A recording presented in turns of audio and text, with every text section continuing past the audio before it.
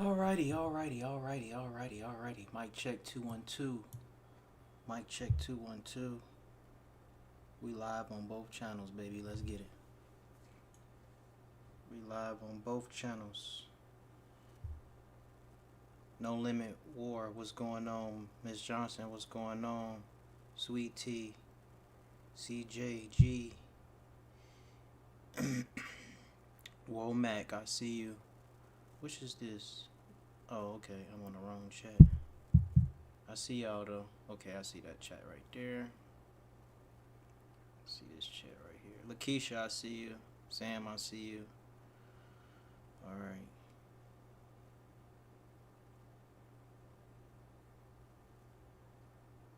Alright, here we go. Bring this chat up. Darella, girl, I see you. Hopefully I pronounced that right. What's going on, y'all? We lit. I'm about to roll up and we about to get started. We probably gonna be here for a good hour and some change today. You know what I'm saying? So make sure y'all grab y'all popcorn. Y'all already know the deal and the drill. Y'all thought y'all wasn't gonna see me today, huh?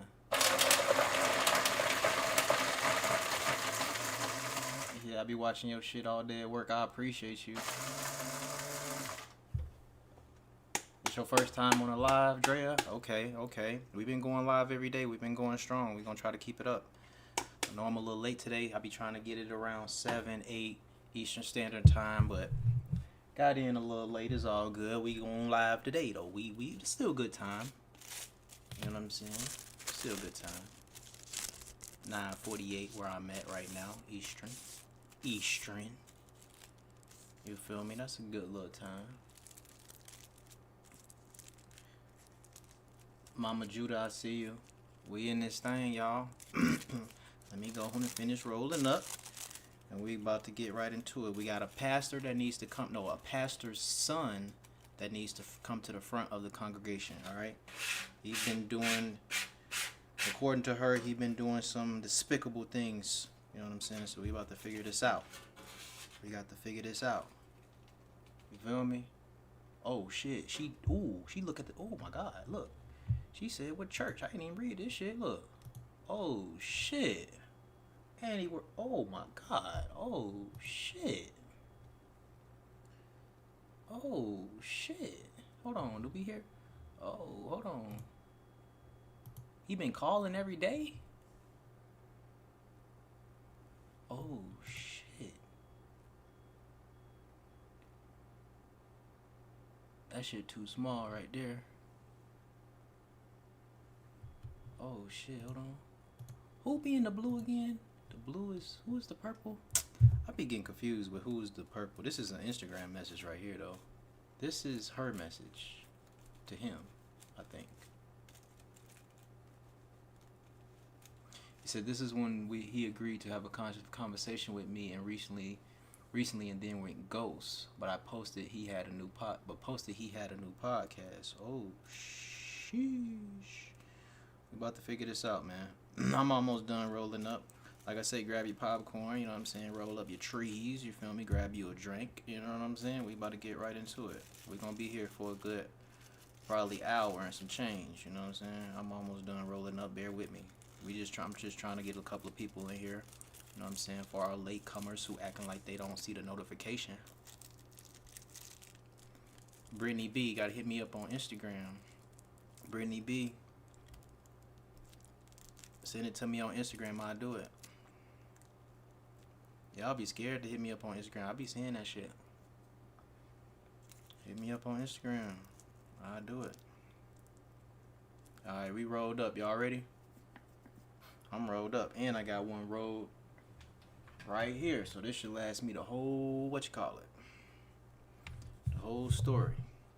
Y'all ready or what? How many people? We got 11 people on We Still Hustle Daily 2. And we got, I think 29 or 35 over here on We Still Hustle Daily. Don't forget, I got 2 Storytime channels. Make sure y'all tap into both. Well, I actually got 3, but I think I'm about to change the other one to something else. But that's 6 videos a day. Tap in every single day. You feel me? Y'all ready or what? Chat box says they caught me live for the first time. Welcome. We ain't been doing too many lives though. Somebody say I'm on my way to work. Oh shit, you ain't gonna be able to listen to us while you at work? It's gonna be a good one.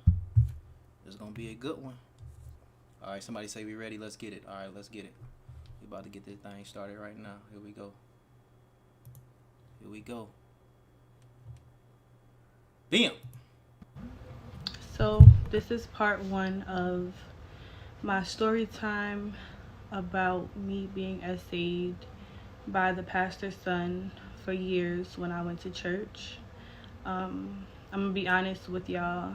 I never thought that this would be my life, or that I would have to do something like this, because even though I am telling my story and I'm like, you know, releasing this from holding it in for so long, it's just like something that I really always said that I would take to the grave. But here we are. This story time is going to have a lot of parts because it transpired over a few years.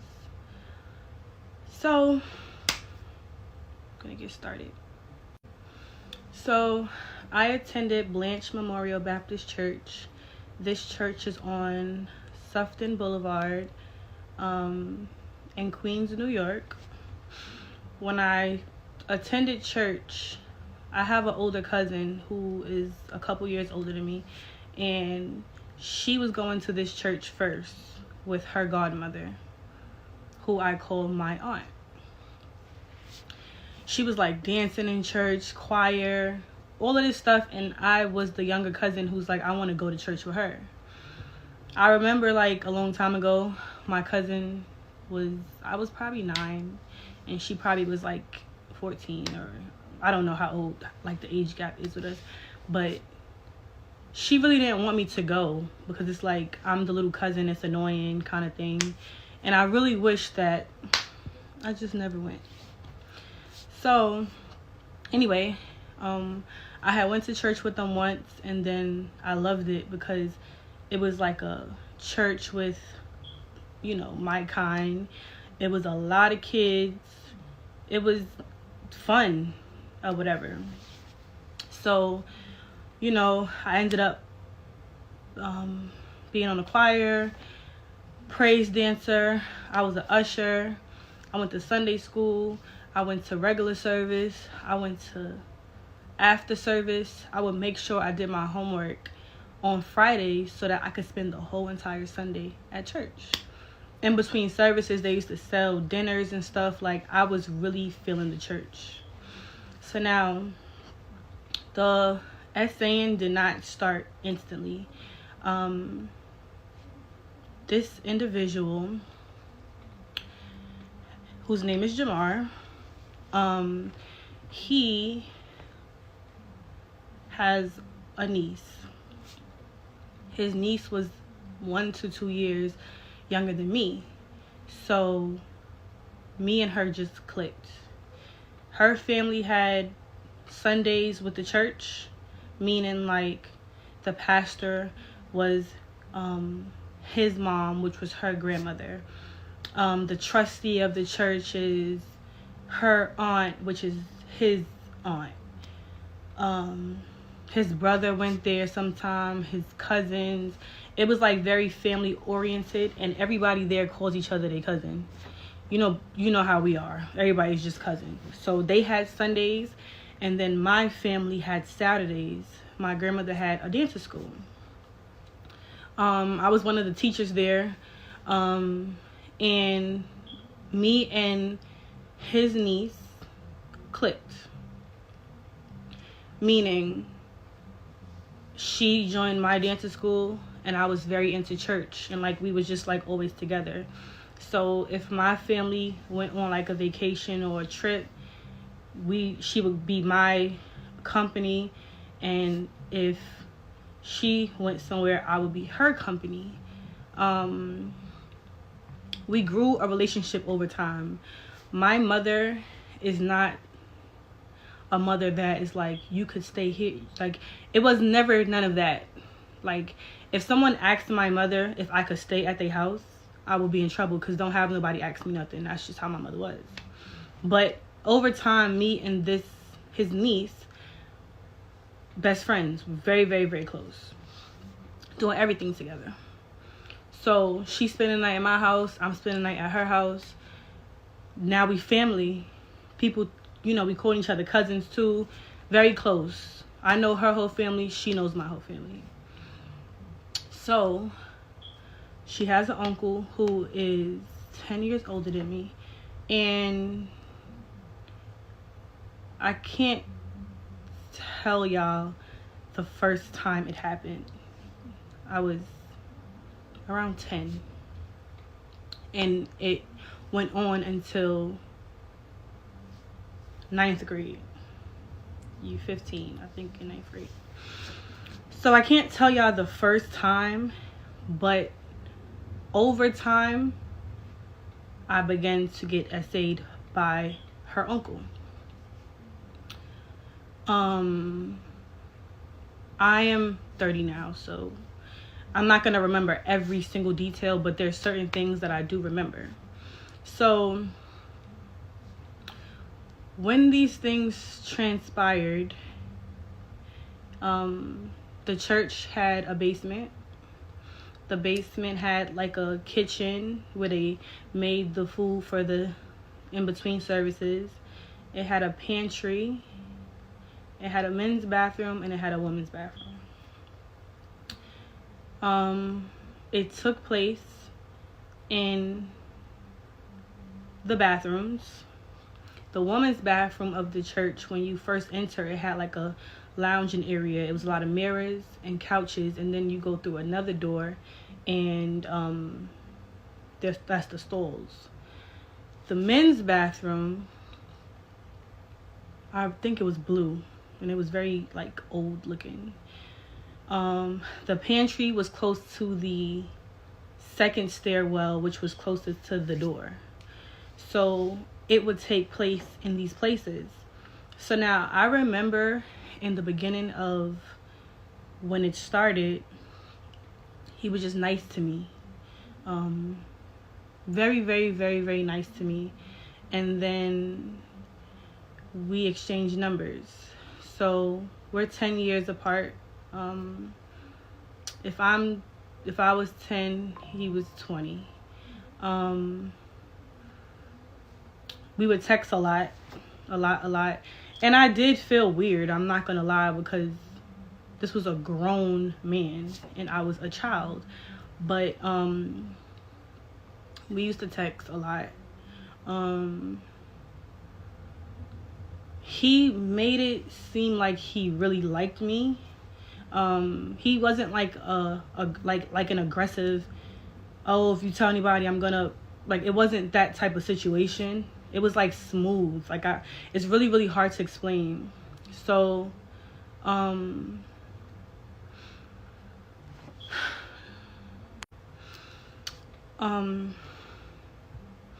another place that it took place was his house, which was the pastor's house.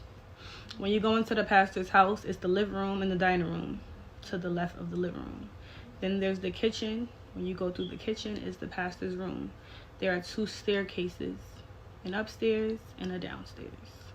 The upstairs was this person, Jamar's room, and his younger brother.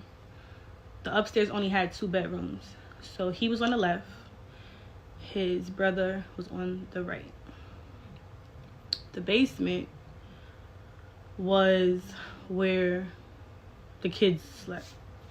The niece had her bed and stuff down there. Her mom was like, she really didn't have a room, but she would sleep down there. She would sleep on the couch, whatever.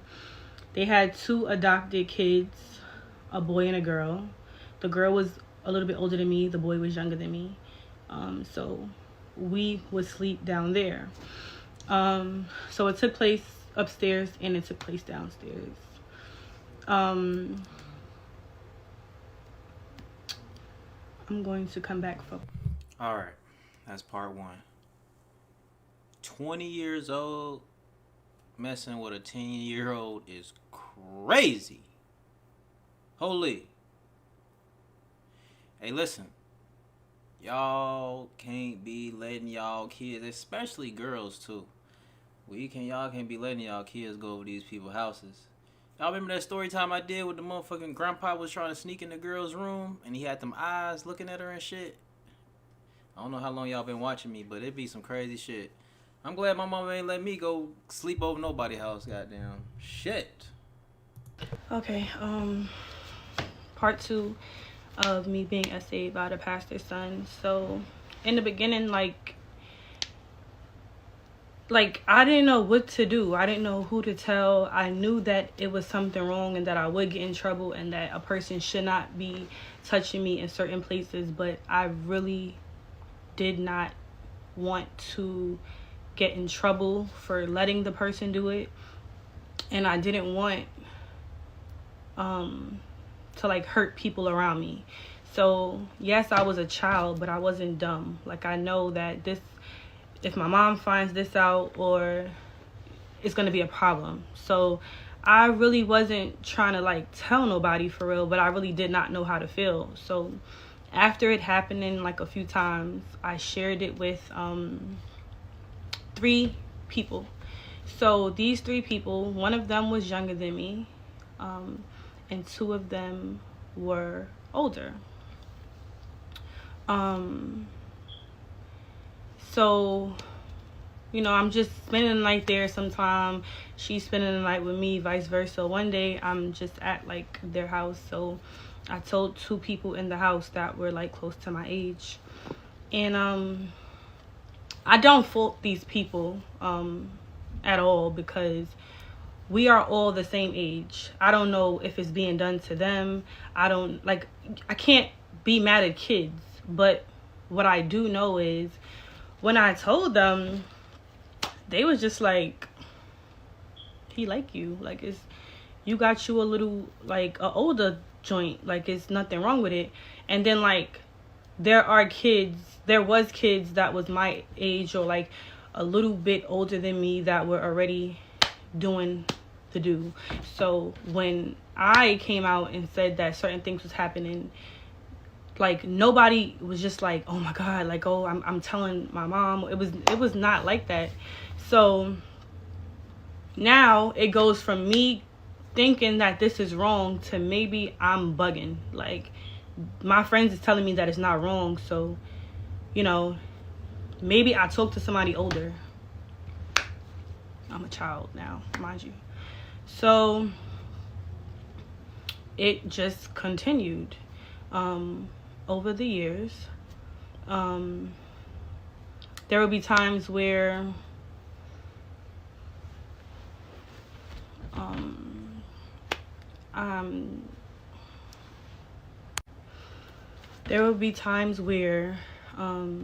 the house is sleeping, the kids are in the basement, or the kids are in the living room, and someone is waking me up between my legs.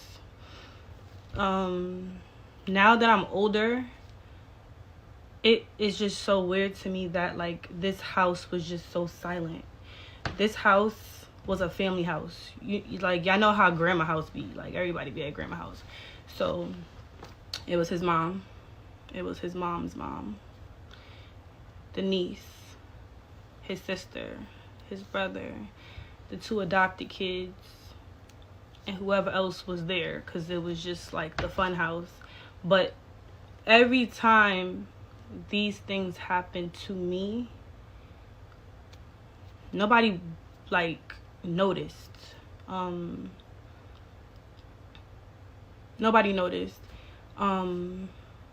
When it would happen during the day, now that I'm older, I do find it kind of weird that, like, if a child is in your care and she's not with the child that lives here, where is she? Like, you don't live here. But I just remember nobody looking for me. Like, nobody was looking for me. And there were 2 people that did know. 3 people that knew, but 2 that was in the same space as me. So I don't know if like they knew and they was like the lookout or whatever the case is, but nobody never looked for me. When it came down to happening in church, I was an usher, I was a praise dancer, I was on the choir, I did all these things. So, you know, as an usher, sometimes you gotta fill the pastor's water up, or I gotta use the bathroom, or whatever. Can't use your phone in church. Maybe somebody called. I always had a phone, even when I was this age. Any reason I wanted some water, you go downstairs. He was the musician. He played the drums and the keyboard, which he still does.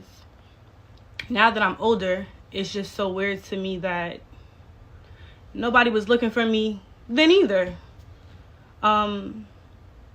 I would go downstairs to pee or something, and this person that is playing the stuff would be in the bathroom, or when I come out the bathroom, the person will be like peeking out the pantry, like, come, or you have to pass the men's bathroom to go to the steps to go back upstairs. I'm walking past and he like pulling me that direction, and like it was often. So I just really never understood like how nobody like was looking for me, and yeah, like I don't get why nobody was looking for me.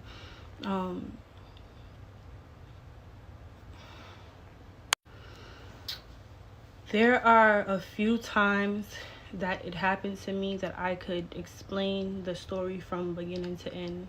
If I look at a picture of myself right now, of me at that time, it just brings back everything.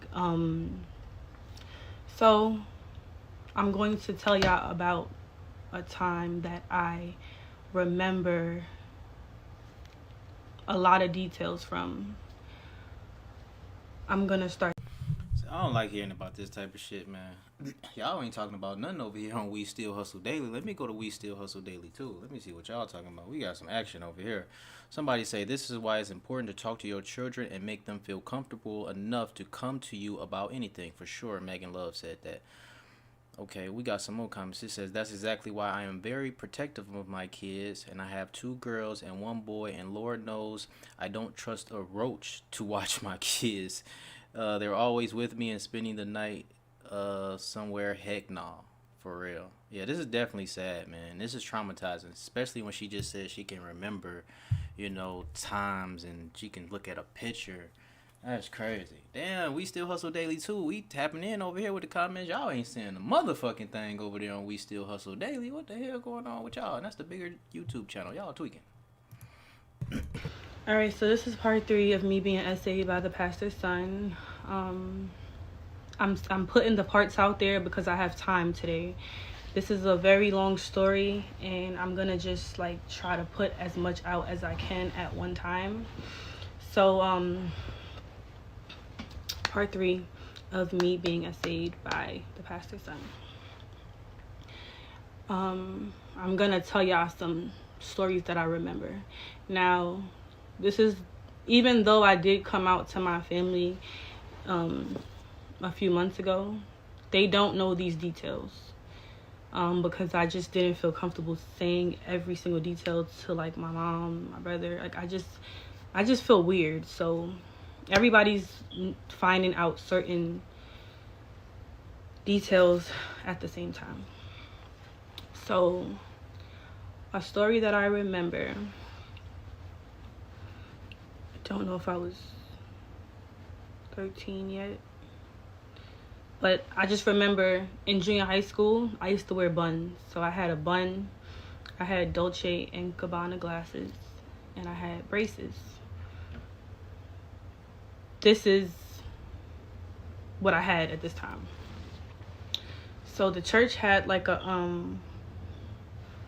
we went on like a coach bus or two to North Carolina or Virginia or somewhere that we drove. And the reason that I went was because the praise dancers danced and then the choir sang, and I was in both. And my cousin went, and her godmom went. But mind you, this is 3 years later now. We really locked in for real. So I went on the church trip, and one thing I just don't get till this day is how this person finessed whoever was sitting next to me for him to sit next to me. He sat next to me for the whole entire ride going, the whole entire ride going back home.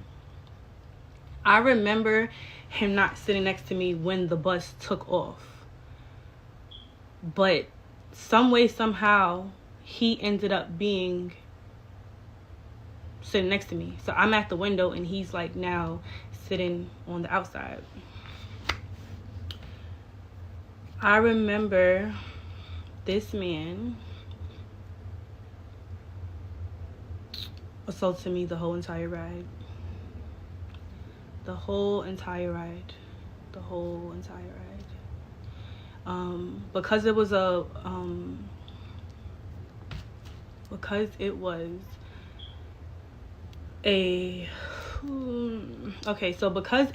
bus ride somewhere down southish, people are asleep, like everybody's doing their own thing, but most of the ride, a lot of people were sleeping. I never got to sleep because of him. So I don't even know the hours from New York to wherever we went, but I remember us doing a lot of stops to get food and to go to the bathroom, because we're going on a trip and we're on a bus. It's not really moving as fast as so. All right, so yeah. Somebody's calling me. The whole ride. This particular day, we all had blankets and stuff. We was ready for the road. He told me I was gonna make sure that I sat next to you. This was the first time that he made me perform on him. The way that he did it on this bus was he covered my head and made me do it. I really I was so annoyed, and I just remember choking and being disgusted and lost. It was just a weird feeling, because I did not want to do that. I really, really did not want to do that. And he had a time with it. He was very happy. And then the manipulation, him acting so happy and it was so perfect and I love you, I didn't know that, that type of stuff. I already had people in my ear telling me that it was not wrong. Again, I am not blaming anything on kids. I'm really not. We all was the same age. So I remember that. When we got to our destination, I was not in it was hotels, so I was not in a room with him at all, but everywhere I went he would be, which I'm older and I'm thinking back this person was a creep, because it's you really was watching everything I did. So I don't know how I got in this closet in the hotel, but I remember him bringing me to a closet that was very, very dark, and it probably was closet where like they had like mops and stuff. I don't know. It was just dark, and like he essayed me there.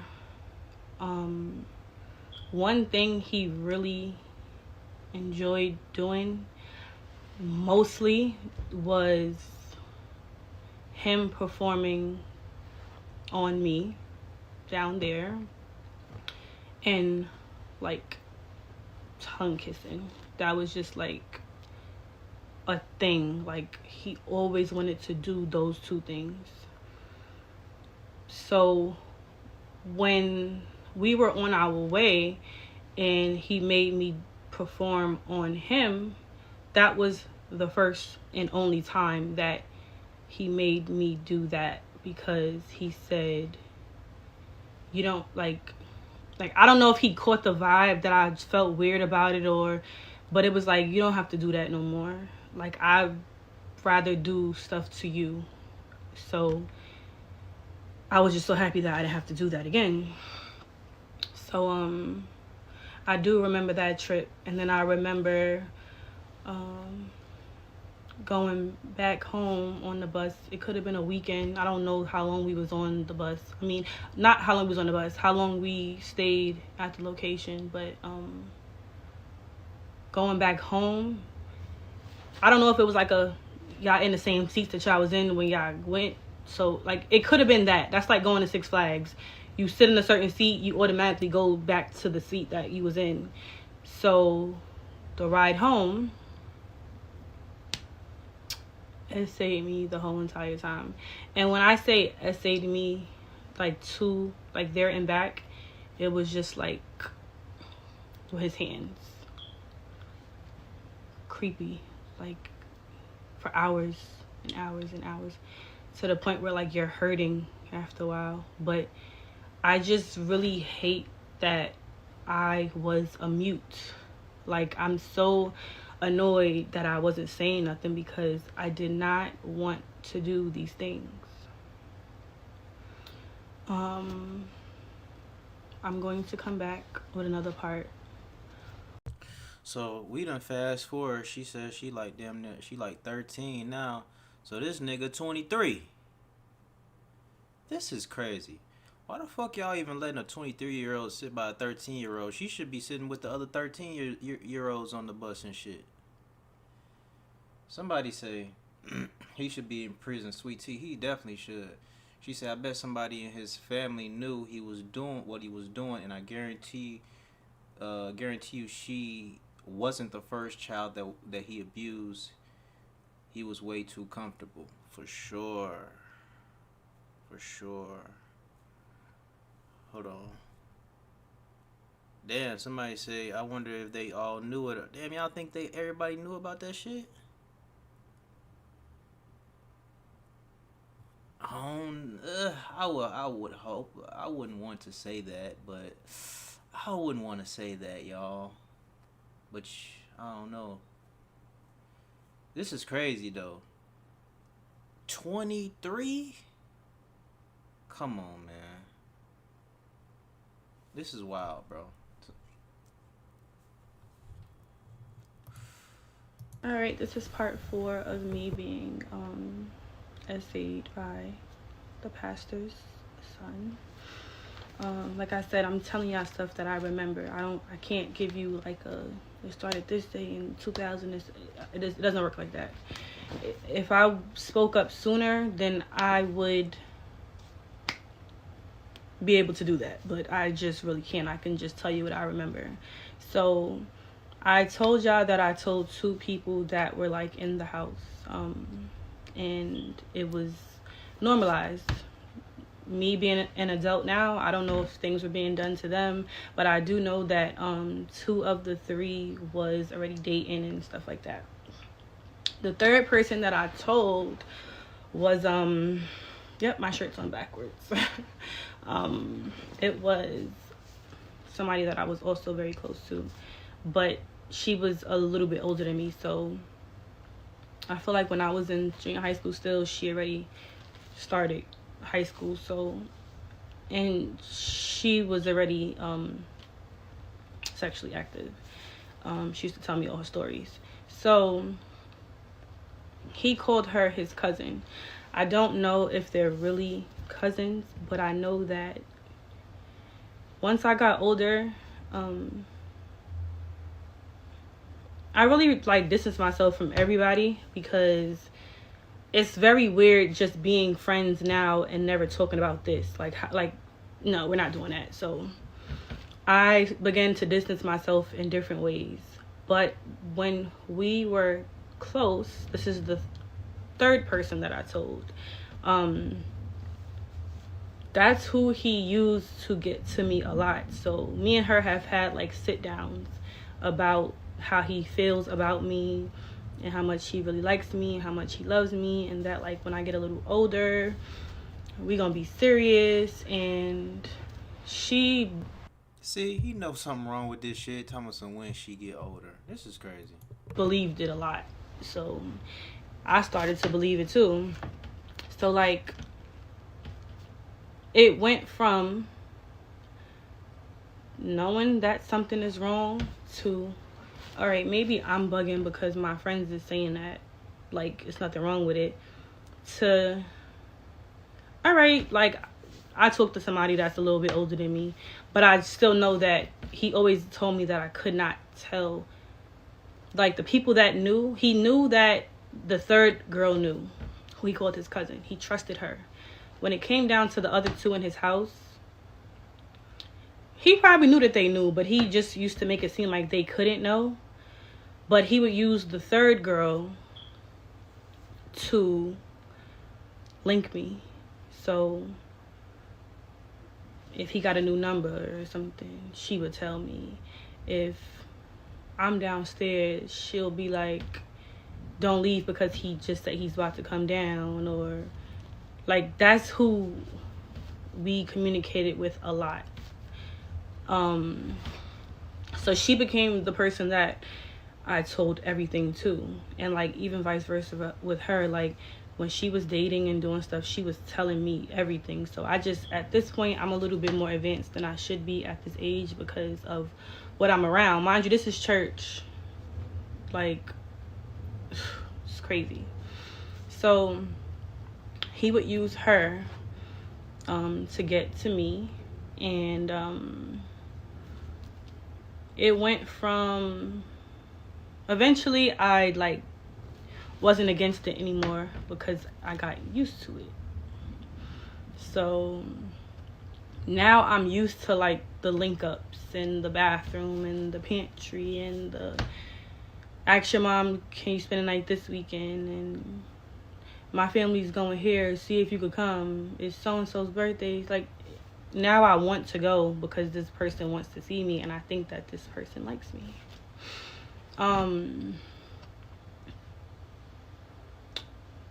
When,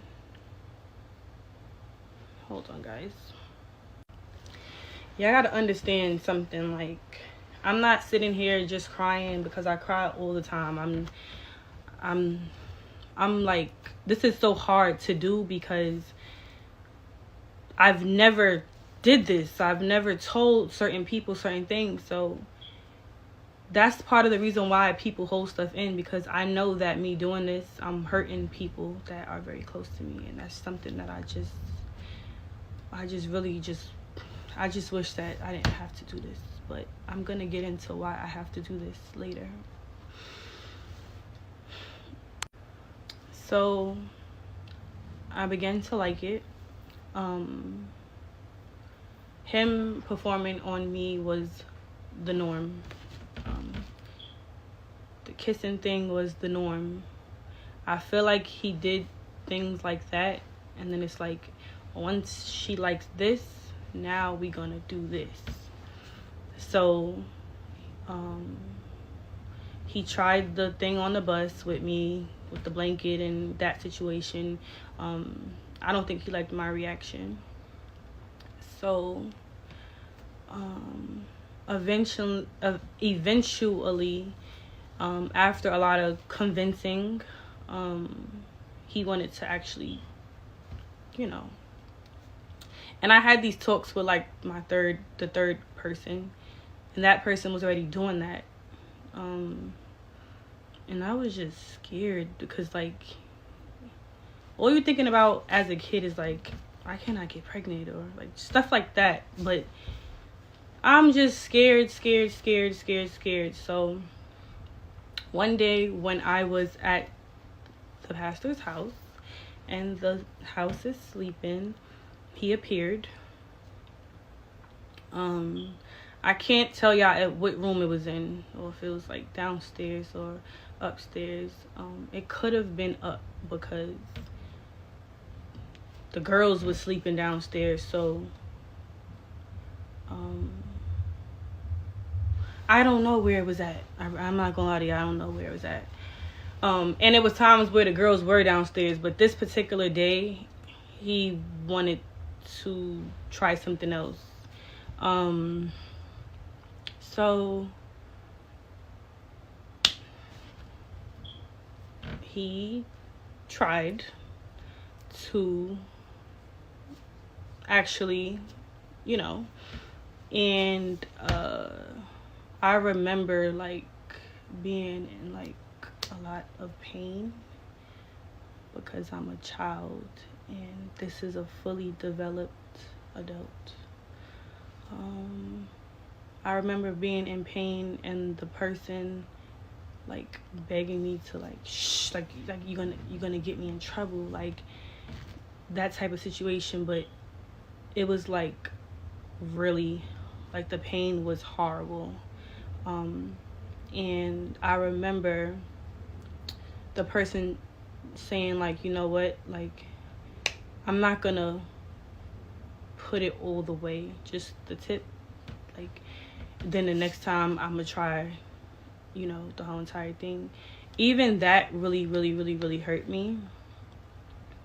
And I remember the person finishing on their end with just that, like literally just like that, like the not the whole thing, but it was enough for him.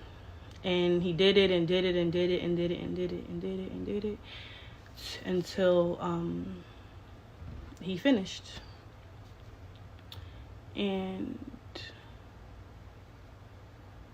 I just really remember everything from that day. Like it's just, I really remember. I was just like, I don't know what am I in right now? Like this is literally not right. But it was always a lot of convincing with him. Like a lot of convincing, a lot of texting,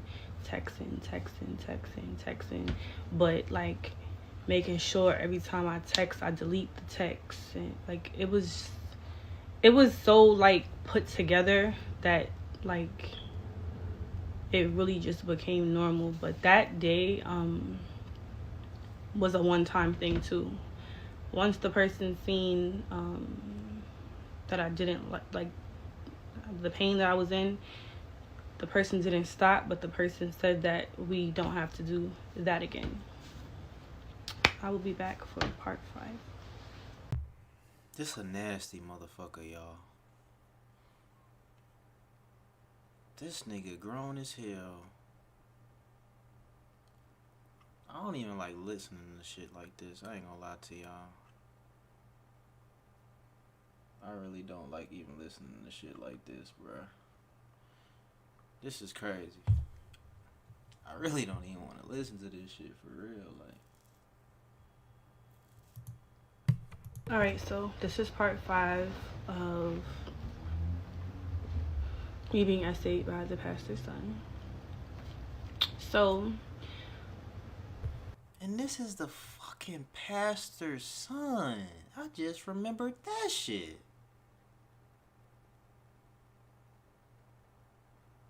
What the fuck was he teaching him?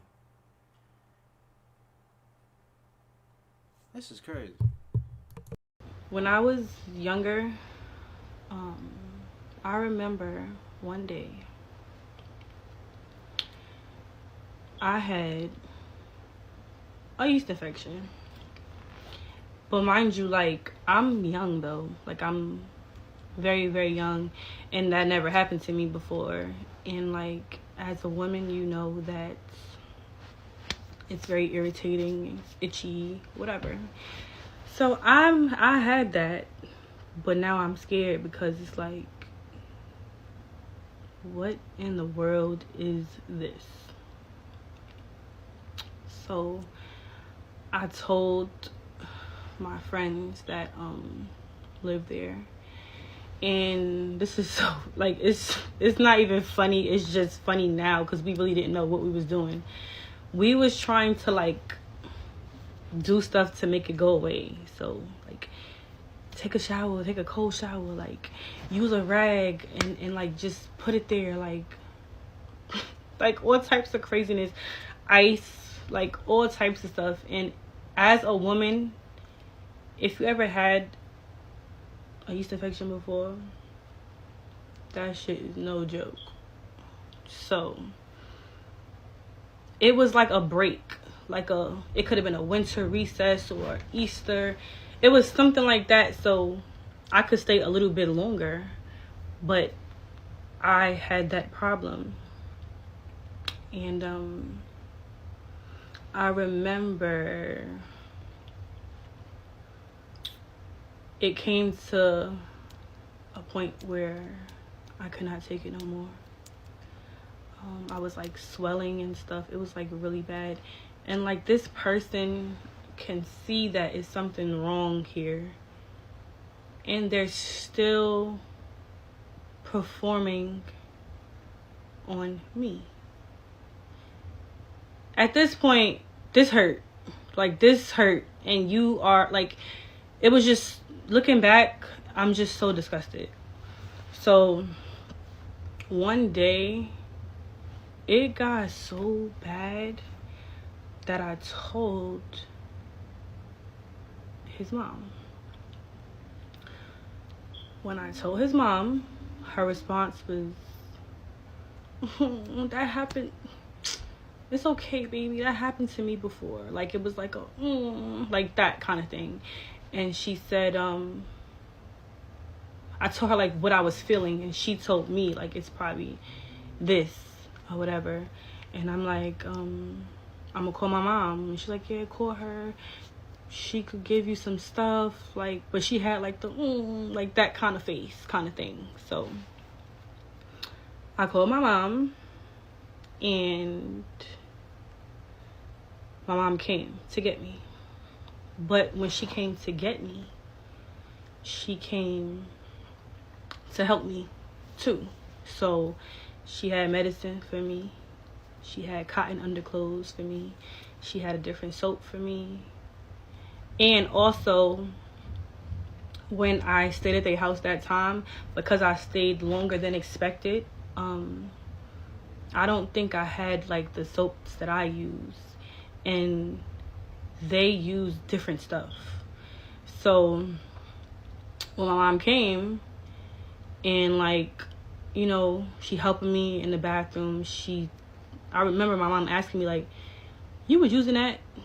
And I was like, yeah. And she's like, you don't, like, you can't use stuff like that. Like, it made sense as to why that happened, because you don't use scented stuff down there. Now, it could have been that, or it could have been that.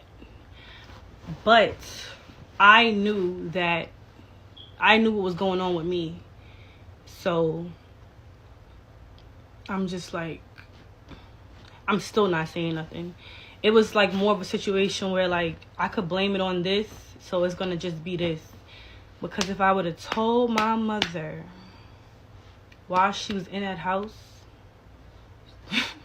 she would have tore that house down to the ground. Like, if you know my mom, you know. So I didn't tell her. Now I'm leaving. It's time for me to go. The other kids there, can she please stay? Can she stay? We don't have school tomorrow. Please, please. Usually that pisses her off, but I was able to stay. I stayed, and that this person was so sick that back in the days when you had those problems, you used Monistat.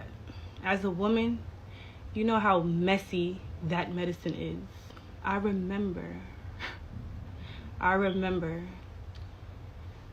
this person was still essaying me when the medicine was still coming out.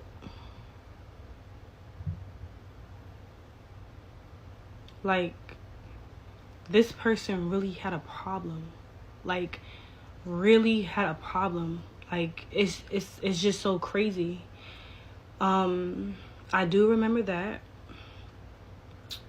I remember him on a different occasion telling me, and I think the third girl, that was the one that I told everything to, that I smelt like roses down there.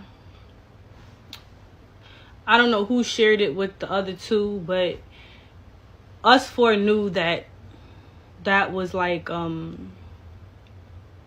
something that he said about me. So me smelling like roses allegedly became a song. The girls made it up. And they used to just sing the song like all the time. I used to sing it too. If he would like walk by or something, one of them would like blurt out a lyric of the song and like everybody would laugh because it was just a joke. But we always sung the song, like always made jokes about the song. I don't know who made the song. I actually do know who made the song, but I'm not gonna say who made the song. But anyway, we all started singing the song, and like they used to do it like to be funny. Like I said, if he walking by, if he going to do laundry, if he about to go out the door, they would like blurt it out, and then like everybody would start laughing.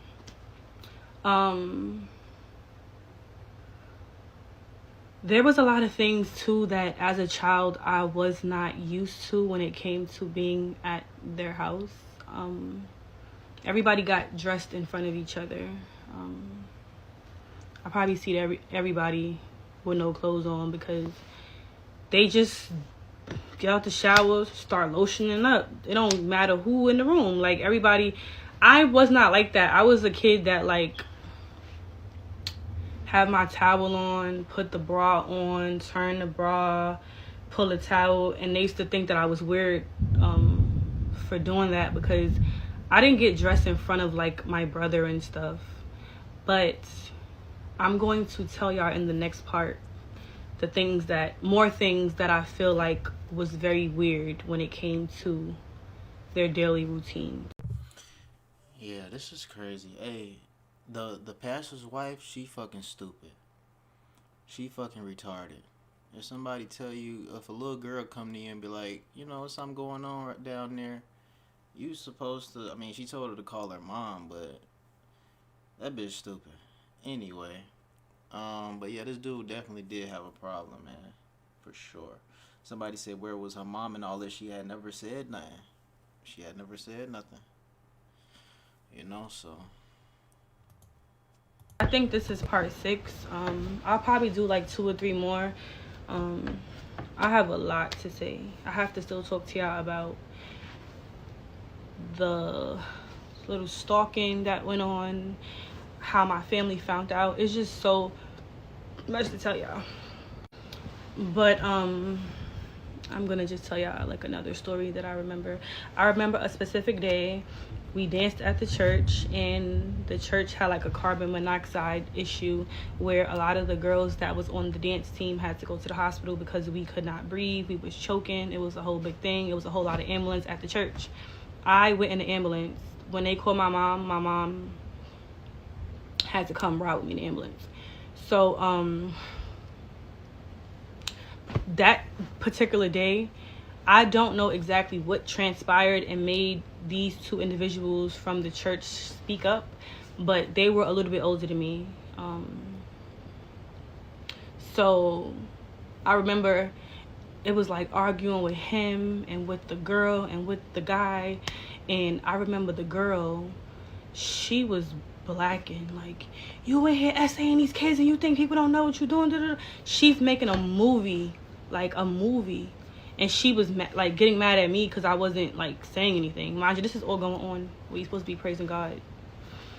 The boy is saying it. They trying to expose him. And I remember one thing leading to another. And he, Jamar, punched the boy in the face. That happened. He tried to fight him. This particular person was so powerful because I could you not, that situation was sealed and covered and never spoken about. Like, it was a whole big thing at the church. They flipped it on them and it never came out. I remember him texting me after, like, to check my temperature, if I was going to like tell my mother when I got in the ambulance, when she got to the church, a whole big thing, and like just begging me not to tell her and just telling me all the bad things that could happen if I tell her. It wasn't threats though, it was just more so like, I'm gonna get in trouble, he's not gonna be able to see me no more, he's probably gonna go to jail. And I felt a little guilty. Now you gotta understand too, at this time, this situation's been going on for a while, so I kind of like the person too, and I didn't want to do that. And like I always say now, that like, you know, as a parent, my mom, she's a great mother, we'll never take that from her, but I just knew that she didn't play about me. So I was smart enough to know, if I tell her, it is up. Like, I just didn't want it to be like a thing. So I promised that I wouldn't say nothing. And people that, you know, attended the church asked me, did something happen? And I was like, no. My friends that knew was like, oh God, like it's about to be a thing. Then you had some adults, I remember saying, like, they were mad at the boy and the girl that came out. So I would overhear, like, they had the nerve to try to say that he ain't here doing that. Like, why would he? Like, they was on it like that. They didn't believe it off rip. They was just blaming them for trying to stir up drama. Whole time they knew what they was talking about. Now fast forward, till this day, the girl that was trying to tell never talked to me again. She was annoyed with me, I'm not gonna lie, and the other girls that was in the church that stuff was being done to, because she was aggravated. Like, y'all, like, say, I'm trying to help y'all. And then the boy, we didn't talk either, because he made me feel like he's trying to get us in trouble. So it's like, let me distance myself from you, because why would you make that scene? Like, it was just so embarrassing. At this time, I don't want people to know. The whole me being uncomfortable and like, this is wrong, now it progressed to, it's wrong, but this is who I talk to, and why would you be doing that? Like, so I didn't talk to this person up until the other day. I saw this person on the 4th of July and I said hi to them, because I just felt so stupid that I got, why am I mad at you? Like, I was mad at them. Like, what? Why am I mad at you? You was trying to help me. So I was mad at that person for a long time. Even like, that person was friends with my cousin, and I used to be like, I don't like him. He tried to make that up at the church. Like, I really was going along with the story whole time. He was really trying to help me. So I remember that situation, and like I said, it got brushed under. When I say under the rug, like, it just was so crazy. And when they was spilling tea, it wasn't just about me. They was naming this one, that one, da, da, da, da, and it just literally came and it left. So yeah. So these things went on and on and on from around 10 until high school. My first term of high school, I went to August Martin. I didn't leave the church yet. My second term, I transferred to Francis Lewis. So the commute was further. I was meeting friends, and I was in track, and then I had dance at school, and I started liking somebody that my age and stuff, and it was just like, I don't want to be bothered with that.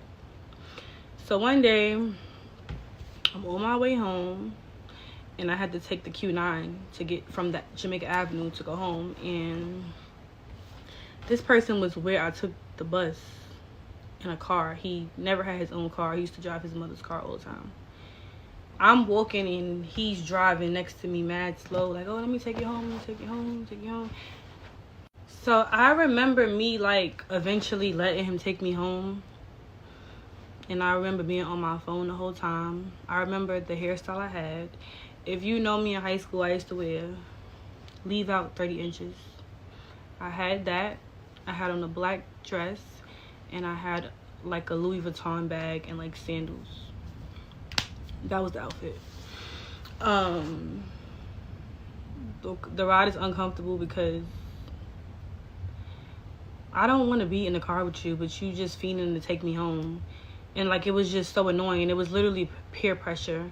I remember him making a comment, you know, bragging about being the first person to eat my you-know-what.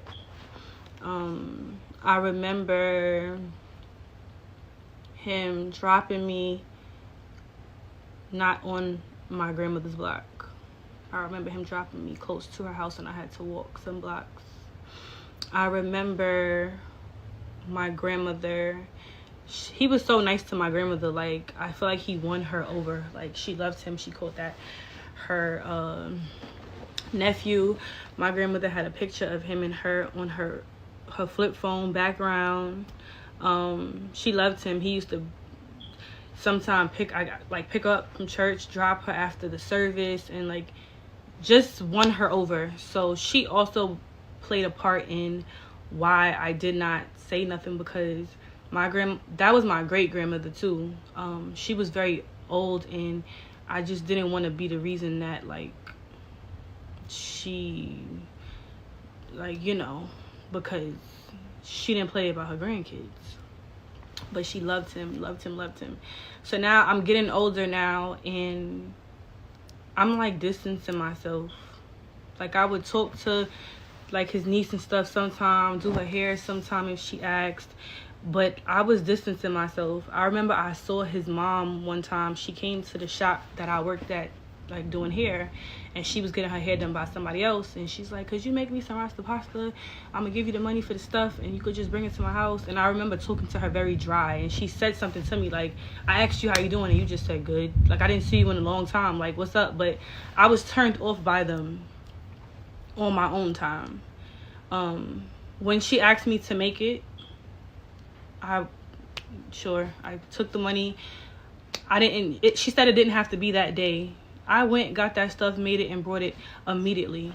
I'm gonna come back and tell y'all the interaction I had with him when I brought the rasta pasta. Okay. Yeah, that's crazy. Somebody say they brushed that under the foundation of the church. Yeah, that's crazy. Yeah, that's crazy. Fat. Shout out to Fat. I see you, Arkansas. I appreciate you. You told me keep up the good work. I appreciate you. Wait, is that a... Let me see. What is your picture, Arkansas? Is that...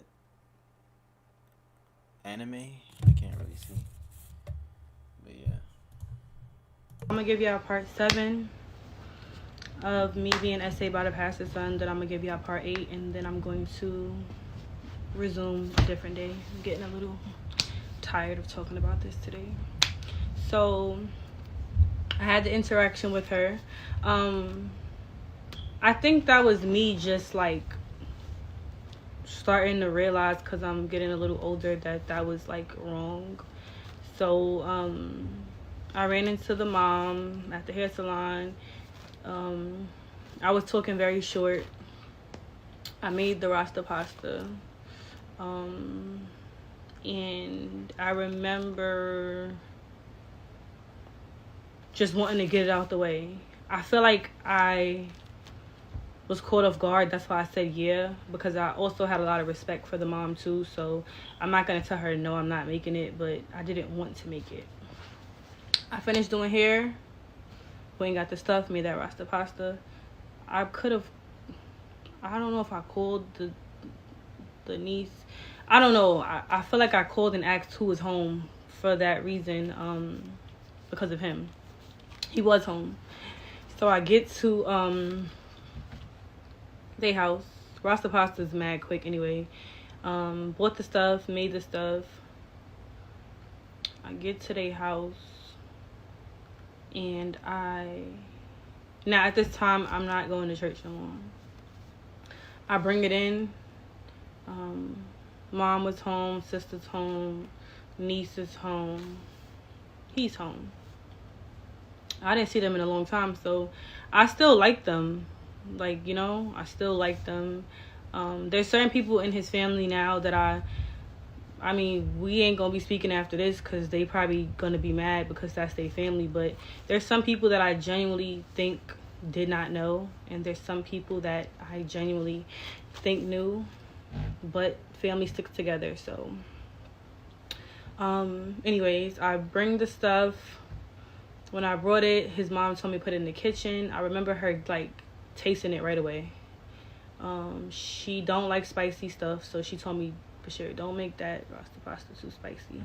I think that's why she tasted it and it was good. This weirdo, I'm older now, long time no speak. Yo, like I ain't seen you in man long, like acting retarded. I'm just like, hey, he like at time he was having something done to his room. So he like, yo, like I gotta show you like what I'm doing in my room, but like, why do you want to show me? Like, so I remember the sister saying like, nobody cares about what you're doing to your room. Like, you're feeding to show everybody like what you're doing. Like, nobody cares. And then like somebody said, please go see. Like, every time somebody come, he want to show them what he's doing to the room. I go upstairs. I haven't been up these steps in a very long time. And when I get to the room, he closed the door. And he reaches to give me a hug. And, like, he kind of, like, grabbed me a little close to him. And tried to hug me, like, long. And then, like, when I'm backing away, I see, like, lips perking up. Whoa, slow down, buddy. Back up. Like, and I'm like, get off me. But I said it, like, how I just said it. And he went like this. Like, he immediately let go. He was never, like abusive as far as like punching you and cursing at you. It was like the complete opposite. He was very nice. So when I said don't touch me, it was don't touch me. And then I went downstairs. Till this day I don't even know what he did to the room, because he called me upstairs for a hug. I ended up getting up out of there. I had a few interactions with his niece, because I was talking to her, you know, I would do a ponytail for her sometime, whatever. I feel like certain relationships, like me and her and me and the second one was adopted, so I don't know whatever happened to her. She just kind of disappeared. And then the third one, I kind of ghosted her. And then she reached out to my mom one day saying to tell me that she misses me and to reach out. And I remember saying to my mother, like, I don't want to talk to her. And my mother, I'm very moody, so she just probably like, what's wrong with my kid? But I just didn't want to talk to them or whatever. But I would do the little ponytail here and there. Cool. So we're not, like, me and this person are done. I do have DMs with him, like, and I answer sometimes, I'm not gonna lie, because at this point I wasn't like completely disgusted with him. I was disgusted, but once I got older and I knew what being SA was, that was a different story. But I felt a way to him, because if I show y'all messages, like I said, I would answer sometime. He would write me and I would say one word, like stupidness. Like, yeah, I ain't really want to talk for real. And I feel like now that I'm older, like he would DM me, oh, if you smoke, I got 3.5 to this. Oh, could you do my girl here? I'm gonna pay you. It was always stuff with money. I think that an apology was supposed to be coming into play some way, somehow. If he would ask me to do somebody hair, I'll be like, oh, link in bio. He would never like book an appointment or anything like that. So that was our interactions after 5 years of doing what he was doing to me. I think that he knew that she's getting older now. Now you're trying to butter me up, and I'm kind of like, So that was that. I personally feel like the guilt was starting to tear him up, because I'm like, why would you want me to do somebody here? Like, and even looking at myself, why you even answer him? It's like a situation that if you were never in a situation, you might not understand it, but it was just like weird or whatever. And what made me realize this is being, you were molested. I was watching a documentary. Can't think of the name of it right now. It was about a little Caucasian girl who, let me try to find it real quick. I'm not gonna lie, I really just can't find it, but I remember it was about a little girl who, I don't know if it was her real uncle or it was a family friend that she called uncle. He was like climbing through her window, doing stuff to her, and like just, she was being essayed. And I said out loud, like, who waits until they this old to say something? When those words came out my mouth, I'm like, girl, that was the moment that I knew, like, you are her. Like, and like, oh my God, I just knew when I said it, I felt so dumb, because you still didn't say nothing. Like, you let it go on for so long. I was just so annoyed with myself, because I'm like, I'm this girl or whatever. And I cried, because like, it just hit me, like, that wasn't, you knew it wasn't right, but now I don't know, I just felt different at that moment. At that time, telling my family was not a thought. So now I'm going to talk about, in the next part, the interactions that I had with him after me knowing that what took place with us was wrong. Okay, so she said 5 years, she was 10, so what's that, she like 15 now? About 15, 16 probably. This is crazy. Can you do my girl's hair? Yeah, that nigga's stupid. So this is part 8, and this is the last part of the day. I have so much to still share. I have to share the interactions, how it came out, where I'm at now. But I'm getting a little bit tired. So part 8, we had multiple interactions. I was doing hair one day during COVID. So everybody knows when COVID was a thing and like all stuff was shut down and we had like curfews and all this weird stuff, I was doing hair just like others, but like sneaking.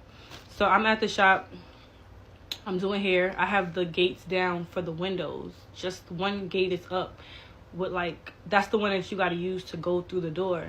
So that door was tinted. I see somebody tall and slinky with a ski mask on looking in the thing, and I immediately knew who it was. So I wasn't at my breaking point yet. Like, I was stink, but I wasn't like where I am now. Like, you can't say nothing to me at all. Open the door, like, can I help you? He looking around, where's so-and-so? No one's here. It's just me and my client or whatever. So he had $20, and he took the $20 out his pocket and he put it on the counter. So he put the $20 on the counter, like towards the left. It's supposed to be where, like, if we had a cashier, where she would be. He put the $20 there. He said, buy yourself some food, and he left. I remember my customer saying, like, he's a weirdo, and I'm just like, yeah. One thing about him, all our interactions, I swear, he's never said hi to me, like, oh, hey, how you doing? It's always something weird. So that was one weird interaction. So now, before our next interaction, my friends at the time, I ended up telling them what I went through when we went to Atlanta. We were just having, like, heart-to-hearts one night, late.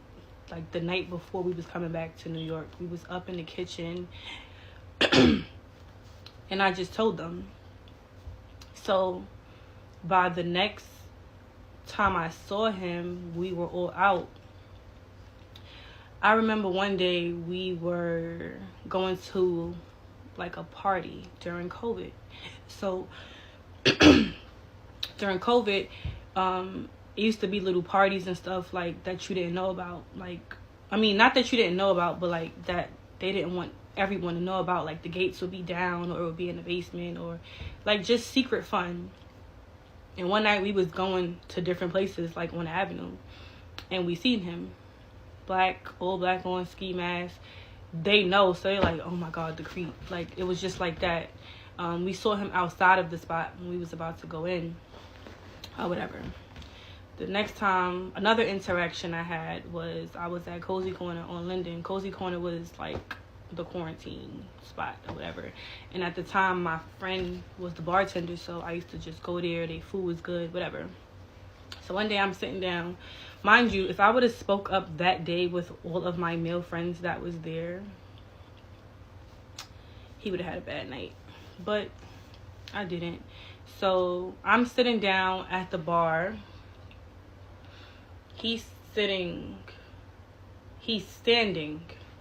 to my left, like, on the side of the bar. He's just staring at me. I'm eating curry goat, because Cozy Corner had good food. I'm eating curry goat, and it's to the point where I feel uncomfortable chewing, because I just, you know that feeling when you talk to somebody or you around somebody that you never ate around before, and you just, yeah, it was just like, I just felt weird eating or whatever. And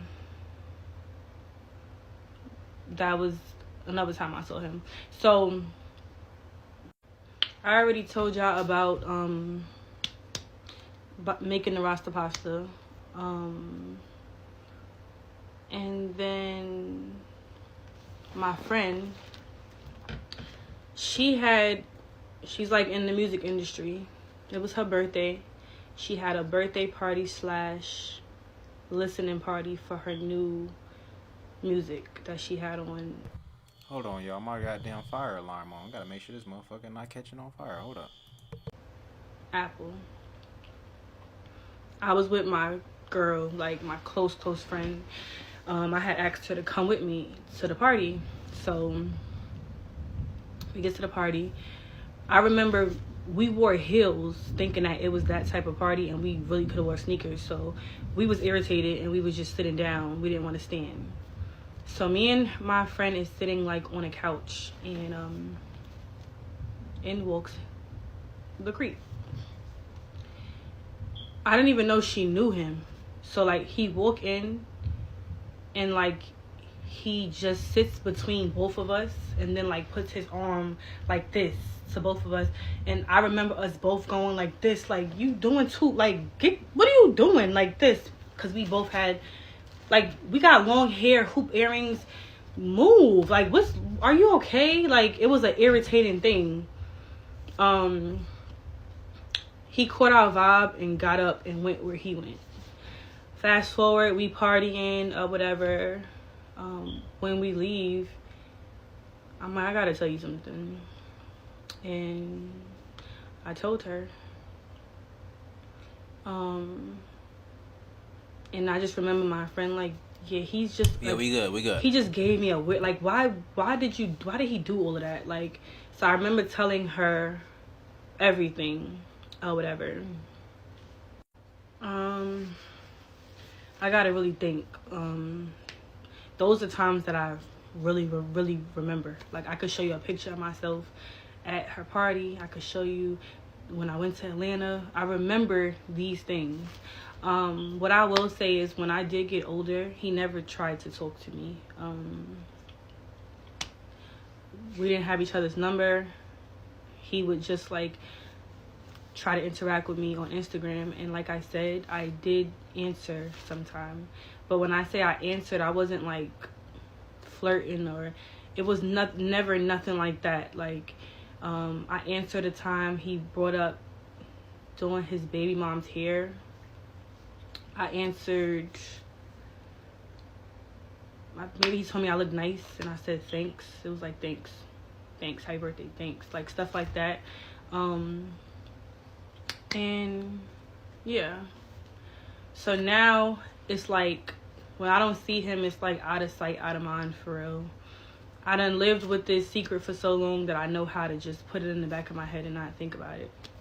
So that's what I continue to do. I started to share it with friends here and there that I knew that I can trust. And I remember when he popped up at the shop, I DM'd him. Let me just bring it up real quick. So I DM'd him. That's the Instagram. See, I could see that I'm not lying. I wrote, I think he just was liking all my pictures and, like, trying to follow me on Instagram. So I wrote him and said, I thought about a lot today and instantly got annoyed. I actually been meant to reach out to you from when you popped up at the shop, but I forgot. It's nothing for you there. That was awkward. We have nothing to speak about.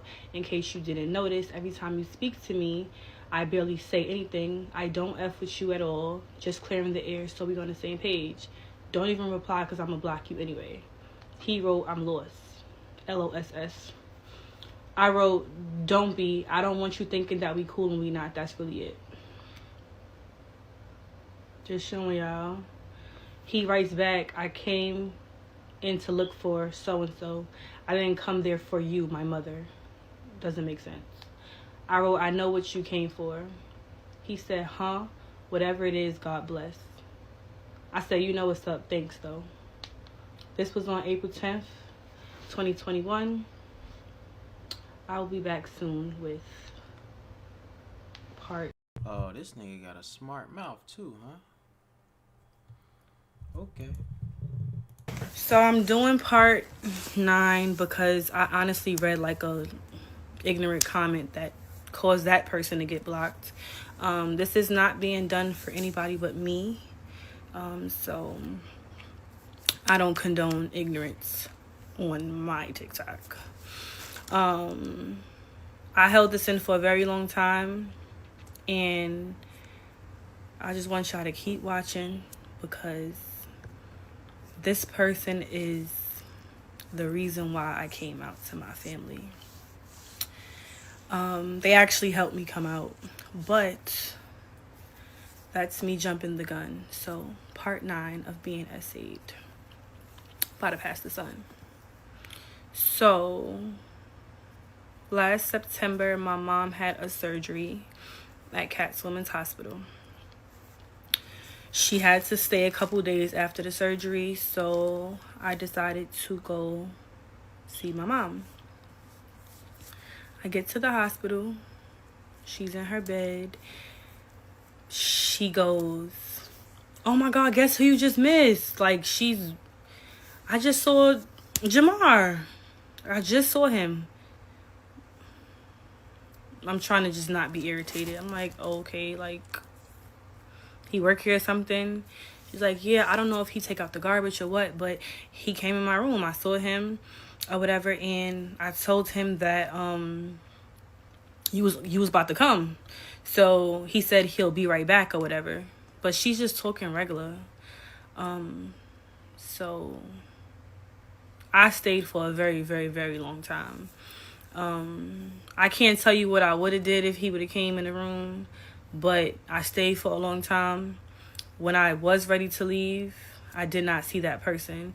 In a way, I knew he was really not coming back, because you're not coming back. Why would you really come back? So that was September of last year. October, November 10th, 2024, I'm bartending at a restaurant lounge. I'm behind the bar with my friend who's working with me. Our friends is at the bar. We taking shots. We having a good time.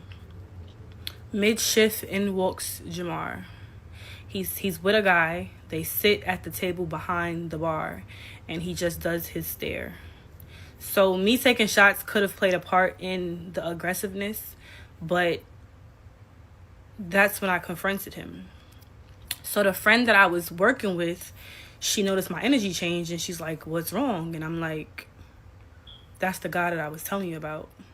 I ended up telling her one day when we was at Sweets, the strip club on Sufton in Archer. We was in my car, and we had a moment, and we both was crying, hugging. I told her. So fast forward, when he walked in, I'm just like, that's him. So she immediately grabs my hand. She's holding my hand. She's like, "I'm here with you." She's trying to redirect my focus, but I can't, because now I feel weird working. The same way I felt weird eating, I felt weird working. I decide to go around the bar to confront the person. Get out before I get you put out. Like, I'm on timing now, because I'm literally irritated. Like, you just keep being where I'm at, and I'm tired of you. So he's like, all right, okay. All right, okay, what? Get out before I violate you. Like, this is how I'm talking to him. So he's with a guy, and I'm like, do you know your friend? If you knew who he was, you would not be sitting here with him. The guy is lost. As I'm talking to him, my friend is right by my side. My 2 male friends is behind me. That whole "I get why you mad, but just not here," that was what he said. That triggered me. I ain't gonna lie to y'all. I put hands and feet on him. Oh, he said, "I get why you mad, but just not here." Oh, okay. And people are breaking it up now, because I'm stomping in between, because that's just how I felt. He didn't defend himself, try to hit me back, nothing. Security came, people that was just, there chilling came. They broke it up, brought him to the front, brought me to the back. On my way to the back, you know how security breaking up stuff, and they got you a little roughed up. I screamed, "He's a rapist." At that moment, I knew I messed up, because I've never said that out loud. So now I'm in a spot with a whole bunch of people, and I never told my mom, my family at all this. This is going to get back to them. They bring me in the backyard while they're making him exit from the front, because he can't come back in. I get to the backyard, and I just break down. I'm crying, and I'm crying, I'm crying. My friend is hugging me, crying. One of the owners came to me. He said, "You have to do something. Look what he's doing to you. Like, you cannot let this person make you feel like this over and over." So me and him had words. A couple minutes later, a lady came in, and she gave me a hug, and she was like, "I needed to come hug you, because this happened to me too." So now I'm taking a minute with my friend to get myself back together. Another person came back and was like, listen, we believe you. He did it. You could tell by his reaction. Like, he's not even defending himself, nothing. Like, we know he did it. We're so sorry that you've been through this. They was just consoling me, and they said, like, if you want to, you can go home. If you want to go home, if you want to just come, if you want to hang around until you calm down, you can, whatever you want to do. I took a little while to myself, and then I was like, I'm going to just sit with my friend for a little bit at the bar. And, like, I used that time to talk to my friends. They like, we knew something was off with you by your energy, your face, this, that, and the third. Whatever. That was that interaction. The whole night and next day, I know I have to tell my family, because if I don't tell them, somebody else will. So I go to work the next day, and I'm just like, mind you, I really wanted to call them that night because I was just so emotional. But I'm like, you know what? It's late. I'm going to wait till tomorrow. Before I can figure out how I am going to tell my mom, I'm at work, November 11th, the next day. My mom texts me. Jamar texts me. My heart instantly dropped because, first of all, what are you doing? My mom didn't go to church. You had no reason to have her number. Did you get her number from her file from the hospital? If you did, like, are you about to confess? Like, so I text her back. I said, saying what? I'm trying to play it cool because I don't know at this point. She texted me back and said that you attacked him and called him a rapist. I told her I was going to talk to her when I got off work and to tell him do not effing call her or text her. At that moment, I couldn't hold it no more. I also couldn't leave early because I was the only one at work that day. I had no coverage. I stepped outside of work. I got into the car and I called my aunt. I said, are you home? Are you with my mom? She's like, I'm upstairs. I said, could you go where she is, please? She's like, okay. She went where my mom was, put it on speaker, and I'm like, I just broke down. Like, I never told y'all this before, and I'm so sorry that I waited. But I've been getting essayed by this person for a very long time. I told them what happened the day before and that I wanted to come out and tell them my own way. But him reaching out, saying that, it put me in a situation where I have to tell y'all now. So I'm in my car crying. My aunt is telling me that she's so sorry for, me not letting that out and that it wasn't my fault. And my mom was silent. She didn't say a word. It was just literally complete silence, and I just didn't know what that meant. Like, I'm crying and it's just silent. I'll be back with part 10. That's horrible. Why y'all think he contacted her mom and said that that dude definitely is weird for sure. I'm going to use part 10 as like a little recap to clear up some questions and stuff like that. So when it came to people knowing, I know that adults knew because there were other allegations during me and after me. And I've heard them after me not attending that place in years. Damn, y'all said that from the beginning in the comments. Y'all said they knew. Y'all said that shit. When I would hear certain stories, I just would automatically know that this happened because I was in the situation. When I decided to come out to social media, which I'm jumping the gun, but because I have a lot to discuss before we get to that. But when I did come out, there were so many Me Too's. None of the Me Too's were people that I already knew about. It was message requests. It was people that I didn't know or didn't follow back. So that right there just confirmed that this did not stop.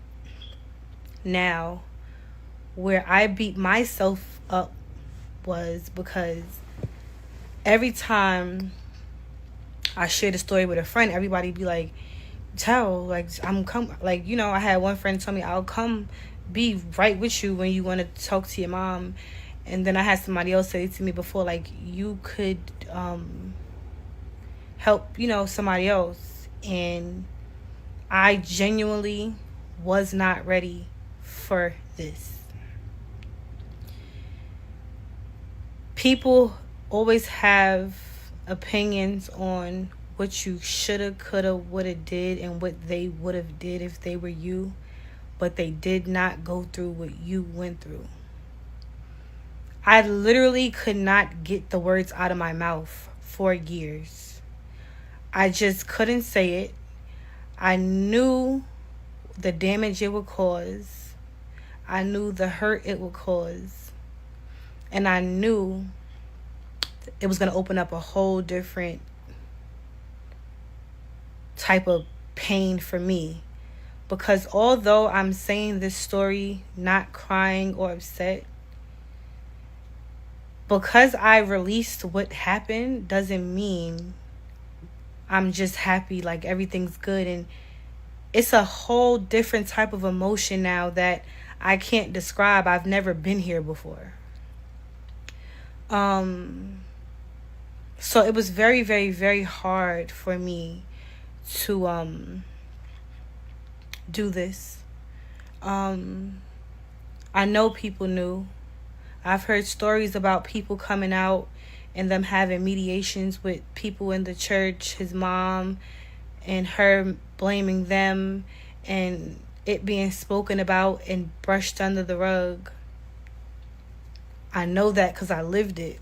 When those two individuals came out the day that Jamar punched the boy in the face, that came and left. Like, it was a thing until it wasn't a thing. And everybody just flipped on the two that opened their mouths. And he was just in the clear. It was like, now that I'm older and I'm able to, like, really think, it was swept under the rug so smooth that wasn't the first time that they did that. When it comes to my grandma was older. She was doing her part as my grandmother. It's just the fact that nobody expected him to be doing that. He was on a pedestal because he was like the pastor's kid. And I don't blame her, because at the same time, predators, it's not something that he was learning how to do. It's something that he was already doing before me. So he was just so ill at it that the whole point is to not get caught. That's why from then till now, he was not caught. People would bicker, and people are also scared to speak up for whatever reason. And I was that person. I'm not scared of him or whoever. It's not that type of situation. I was just more so not trying to hurt anyone around me.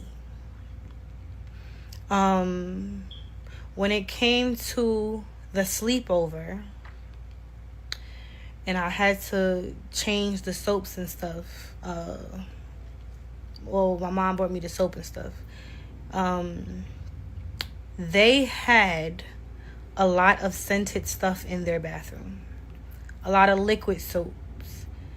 I cannot use that stuff, and I know that. Even till this day, I don't use certain things. Me being in the bathroom, just trying stuff or whatever, I did use soaps that I never used before. So I did not know what I was going to say when I had to say something was wrong, because it could have been that or it could have been something worse, but it was not something worse. It was just what I said it was. The minute that, it was said it was because of the soap, I just went with it. I literally just went with it. I was so used to lying and acting like this was not going on that I turned into a pro too. I'm not gonna lie. I was young, but it just became like he taught me how to be like sneaky and low about the situation.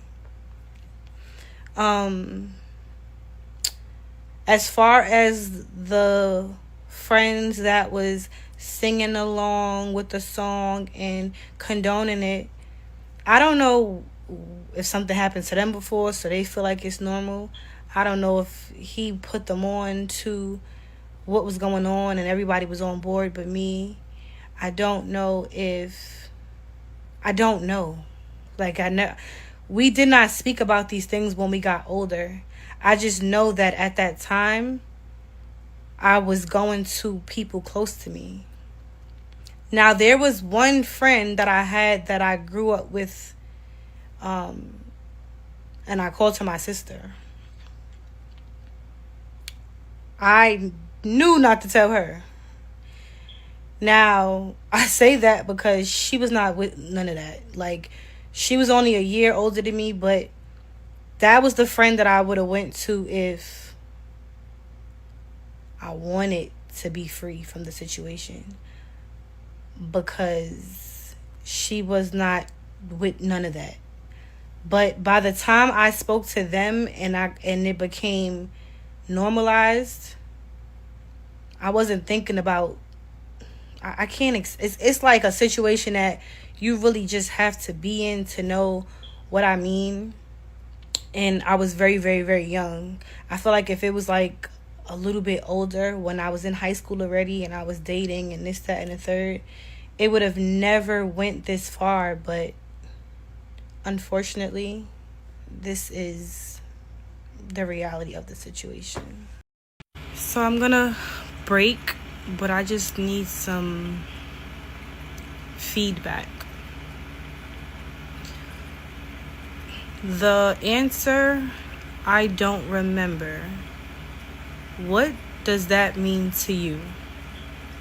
Because I will never understand why that was his response. I'm not going to say I would never understand. I just don't understand at this moment. Because I strongly feel like there's certain things in the world that I would remember no matter what. And me being accused of that is one. There's no doubt in my mind if I remember or don't remember.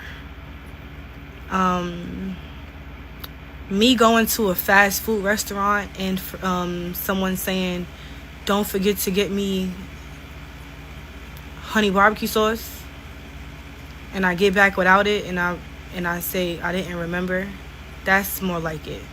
But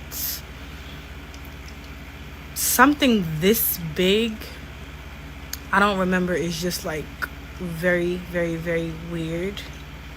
And I just don't understand that answer.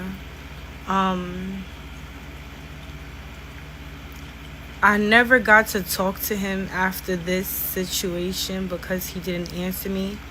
I'm not done telling my story. I'm just taking time to just, sidetrack for a second. But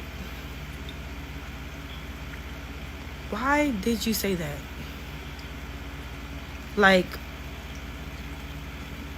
I just really don't get it.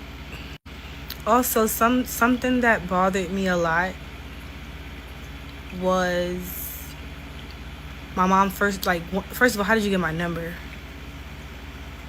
He mentioned something about getting it from my grandmother before she passed away. My grandmother passed away in 2020.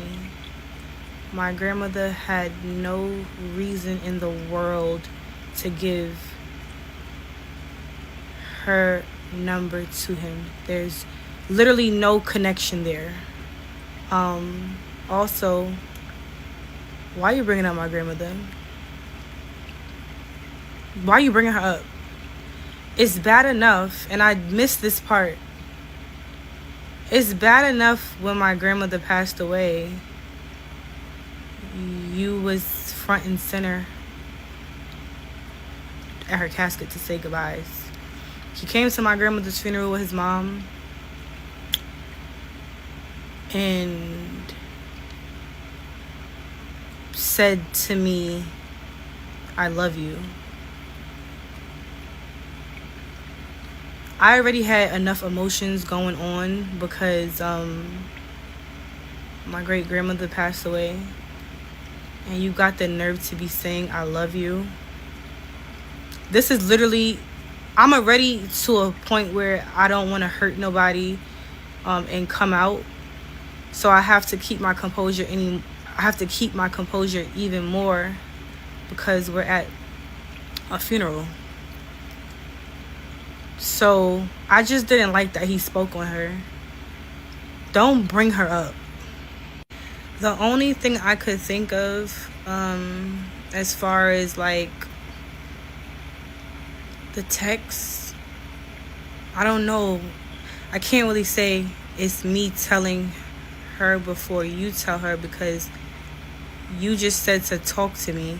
Did you want her to talk to me because you feel like you didn't do it? Did you want her to talk to me because you did it but I embarrassed you? I just don't get why you said that. And then the I don't remember part is just something that like I really don't get. So maybe y'all know why he said that. As far as the I don't remember screenshot, it's in the slide. So I'm leaving off right now. I think my mom being silent. There's more to come, but I just wanted to get up to this part because that's just what I wanted to do. So I will be back with the next part. Okay, and she never posted part 12. This was posted in July. And so it's been like 2 months. But this is definitely crazy. Somebody say these churches is out of control. Y'all gotta stop attending. God is with you. Just read your Bible for yourself. I don't think nothing's wrong with going to church. Some people need to go and hear the word. Like, I don't think nothing's wrong with going to hear the word. It's just, you got shit going on everywhere.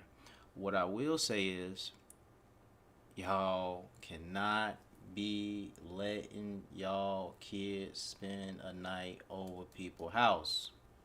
You see what I'm saying? This all started because she was going to one of his cousins or some shit was also a little girl, so she started going to the church with the little cousin type shit, spending the night over their house and shit. Like, god damn, as pastors, y'all want all these goddamn kids at y'all house like that? You know what I'm saying?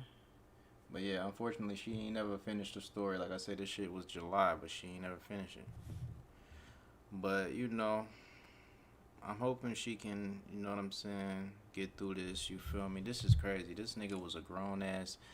She was started, this shit started, she was 10, he was 20. Come on, man. Something wrong with this dude. Something wrong with his brain cells. And then he kept being around. And I don't even know why the fuck. He kept being around, lingering around until she was a grown ass lady. And why the fuck did you text her mama that? Like, I don't know, man. Dude ass is sick, bro. Dude ass is sick and he need to take his ass to jail. But I appreciate y'all tuning in and rocking with me, man. Unfortunately, that's all we got. I really wanted to hear how her mama response was, you know, 'cause she said her mom was quiet, you feel me, when she told her on the phone. But yeah, man, just keep that in mind, man.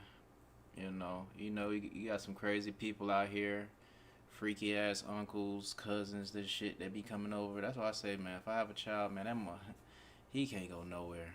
And I said he too, 'cause y'all know I don't want no girls. Holy. But shit, he can't go nowhere, goddamn. Shit, he can't even go over the girl's mama house. Fuck that. I don't know what's going on over your mama house. You know what I'm saying? No, I'm just playing. But same time, here tomorrow. We did a late one today. It's 11:37. Holy. Same time tomorrow. 7, 8, 9, 10 Eastern Standard. Make sure y'all follow both Storytime channels. We Still Hustle Daily and We Still Hustle Daily 2. Tap in. That's 3 videos a day each channel. Count that up. That's 6. Got another Storytime channel, but I think I'm about to change that to something else. I was giving y'all 9. Tap in. You feel me? Every day, all day. I appreciate y'all. It's your boy Ray Big Play. Peace.